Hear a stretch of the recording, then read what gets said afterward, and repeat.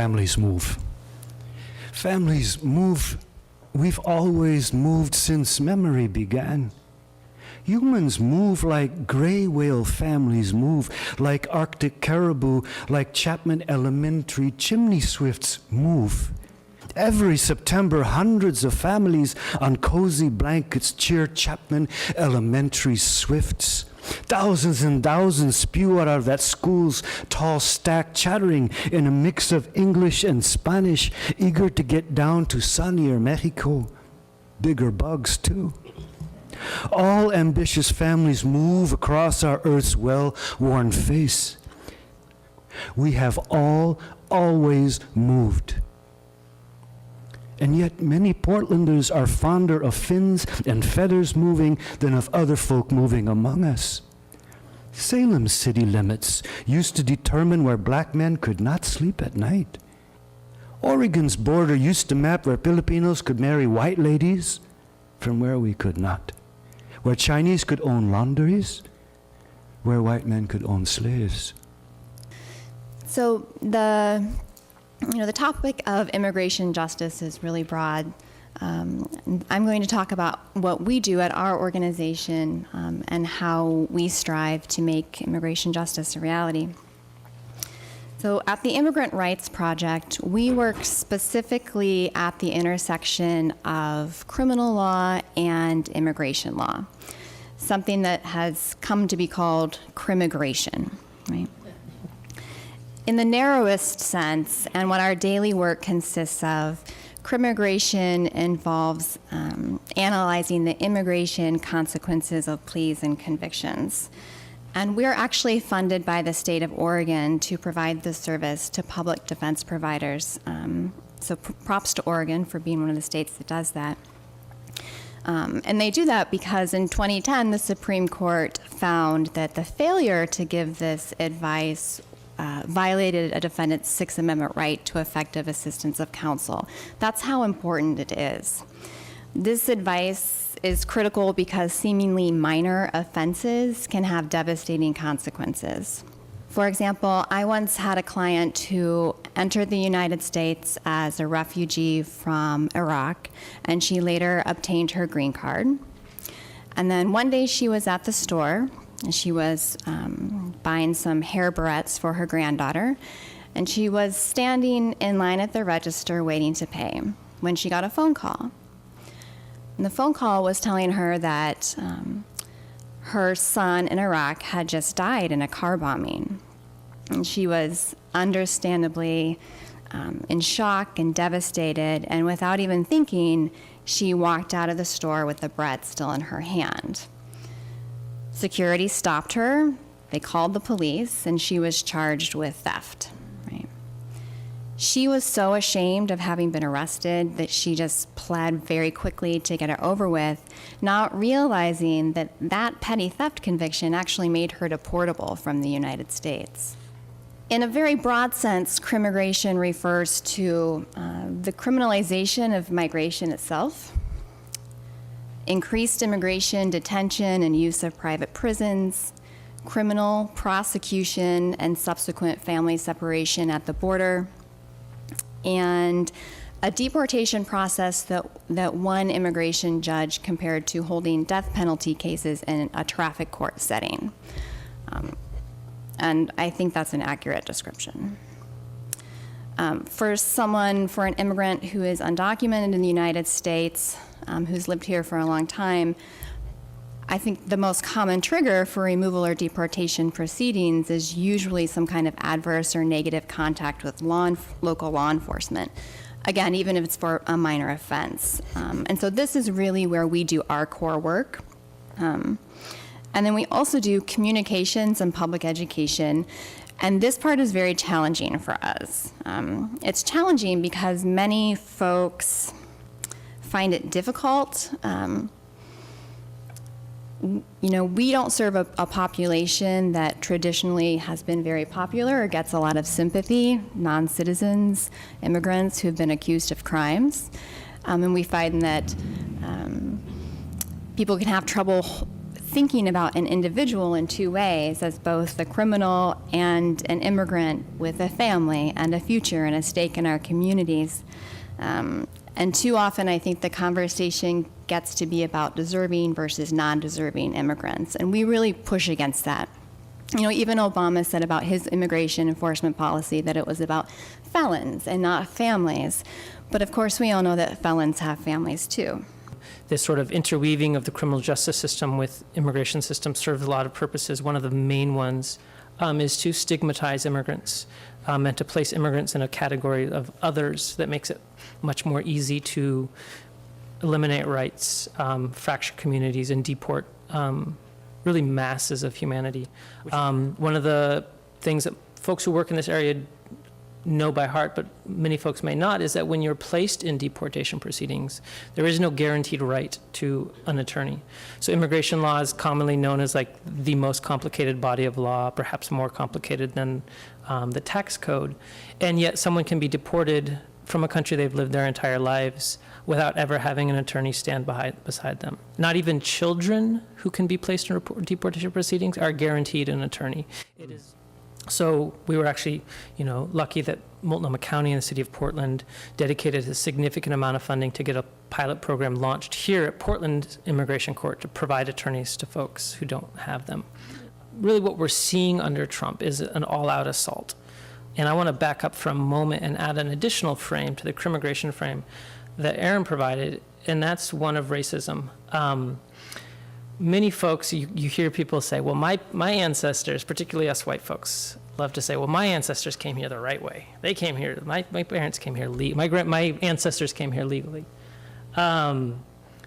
So before the 20th century, there really was no legal restrictions on immigration to the United States by white Europeans. There were no laws, right, for white Europeans. We just came and we colonized and we took land and we moved into land that had been taken.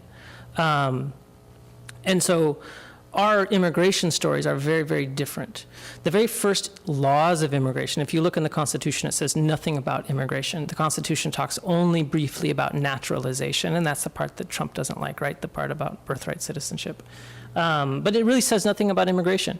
And so folks largely immigrated unimpeded if they were from white countries. And the very first immigration laws that regulated immigration targeted racial groups based on stereotypes. So the Chinese Exclusion Acts of the late 1800s were the very first kind of laws to regulate immigration, and they were all about keeping out Chinese folks who were coming to work on the railroads. From there, more and more of these racially targeted laws passed.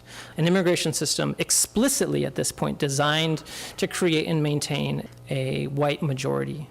The Sheridan case really exemplifies a lot of that, right? So you have asylum seekers who are arrested at the border in the midst of what we now has been deemed the zero tolerance policies of Justice Sessions. However, this group of folk, they were simply arrested at the border, not charged with any criminal charges, but moved into a federal prison. The conditions when they were dropped in there were really awful. The prison got less than 24 hours notice that they were getting 124 human beings. Because all of those folks who were in there were in sort of a fast-track deportation process, where if they didn't where those folks had initially said that they were afraid to return to their country, which invokes international treaties about asylum. They were all to get an interview to see whether or not what they were afraid of qualifies under asylum law, which is highly complex. Those interviews were being scheduled and they still had not been allowed to see lawyers. And if they fail that interview, they will never see a judge, they'll never see an attorney, they'll be deported immediately. And so you had this system where they're using the prison to keep out the folks who can help bring in law and bring in due process in order to deport them as quickly as possible. Luckily, the federal courts agreed with us that it was unconstitutional and opened the doors and allowed attorneys in. In that time, there are now only 2 to 3 individuals left inside the federal prison. Nearly all of them, past credible fear, were found to have valid asylum claims or valid, to be legitimate asylum seekers, have been given court dates, and then have been released, all by the law, right? All by the books. So the Sheridan case, right, is both the negative and positives of kind of a lot of what we're seeing. We're seeing amazing organizing. It was community organizations came together to accept and provide support for the asylum seekers after they were released. Thousands and thousands of dollars were raised by community members to provide support to the folks as they were released. Immigration law, as Leland shared and Aaron shared, is very complex. It's the combination of our international law that also impacts our federal law, that impacts our state law, that impacts our local law. Each one of us, when we take on a case, must evaluate the life of that case as it applies to those laws and policy. It is more difficult. My husband is an tax attorney. I tell him every day how difficult my world is compared to his IRS code. And it is really, really disheartening because a lot of people don't understand how much we've changed. Immigration law, anyone who is not a U.S. citizen is deportable. And under this administration, what he created was what's called the Denaturalization Task Force that is outside Los Angeles that evaluates cases for removal and deportation, actively trying to denaturalize U.S. citizens. And those bases are what they refer to as material fraud and misrepresentation. That is very alarming because the first group that they tackled is our Burmese families. 1,800 Burmese have been given notices around the United States, recalled in for interviews to be evaluated to determine whether or not they have committed material misrepresentation or fraud.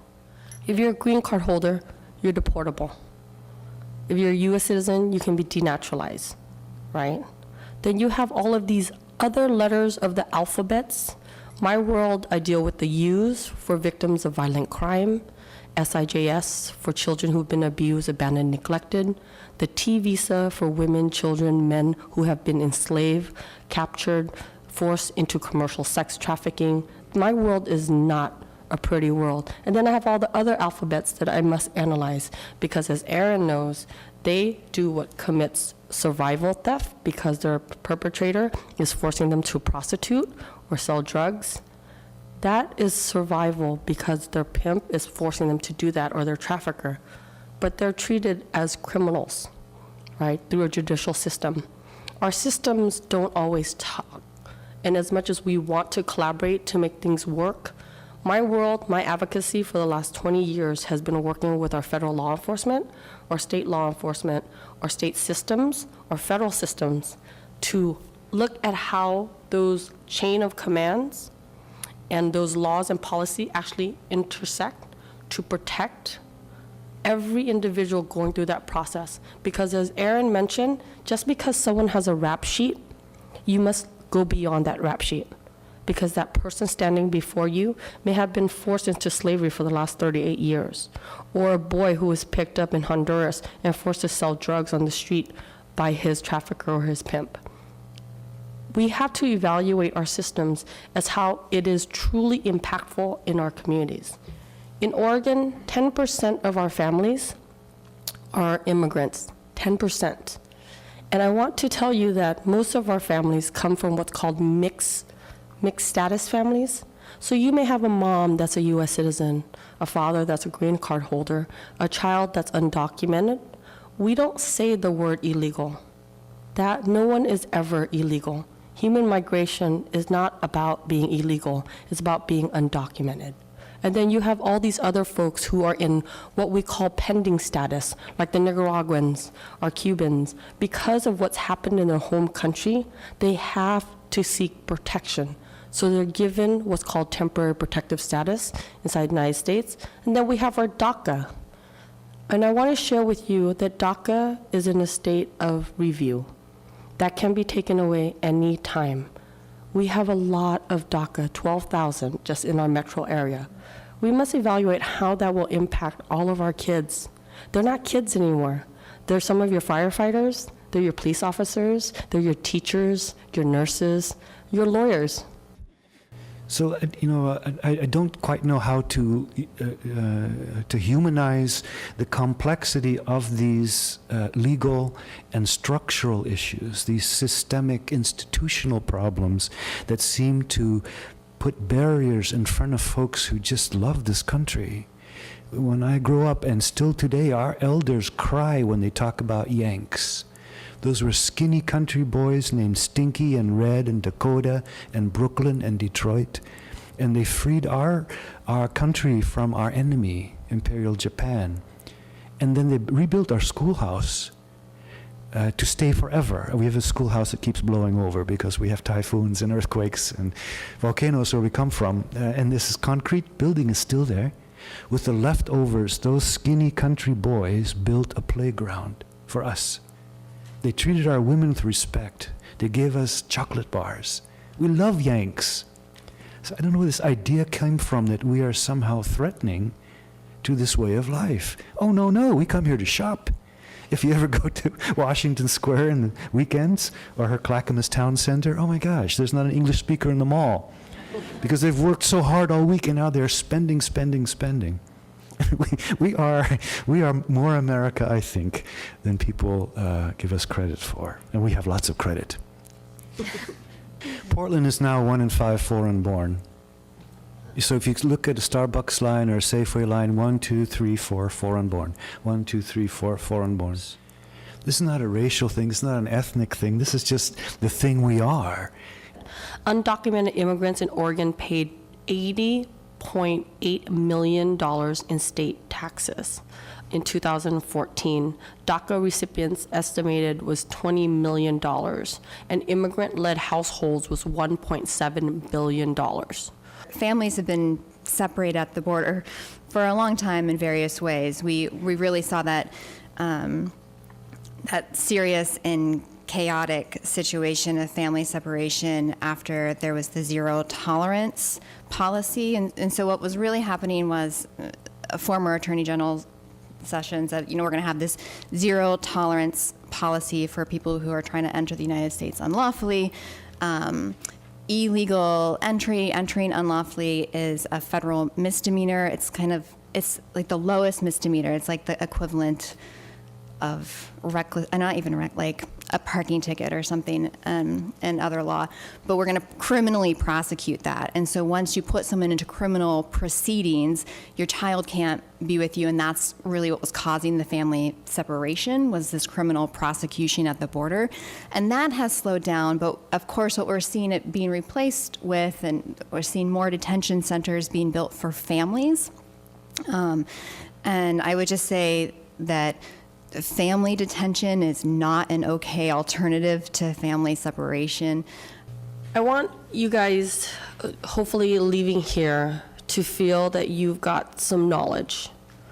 I want you to hopefully focus, don't go big, focus small. The conversation about immigration is a very personal conversation. Have those conversations at home. Look at where you may be working or where you're volunteering. If the place where you're working or volunteering at has policies that impact our communities, but it doesn't take the impact of our legal permanent residents or U.S. citizens or undocumented on those in between as equals, reevaluate how those policies actually impact our communities. That would be my one request for all of you. If you are in faith associations or civic associations, allow us to introduce you to people. We have 100 mutual assistance associations in Portland. We all have these teenage boys who are just clueless.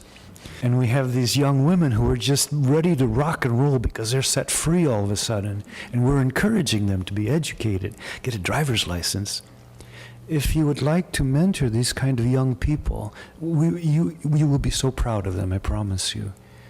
A lot of things that we can do. I think the first thing is, right, like paying attention. Be aware of the way that dehumanization and criminalization show up as potent tools because they are being used against immigrants. It's going to take a lot of work to really affect the kind of change that we want to see. And so I guess that'll be my final parting thought, is to always remember to distinguish between kind of the rhetoric of immigrant justice and sanctuary and activism from the actual work of it, and just kind of figuring out what little lever is just within your reach to help make a little bit of movement on it.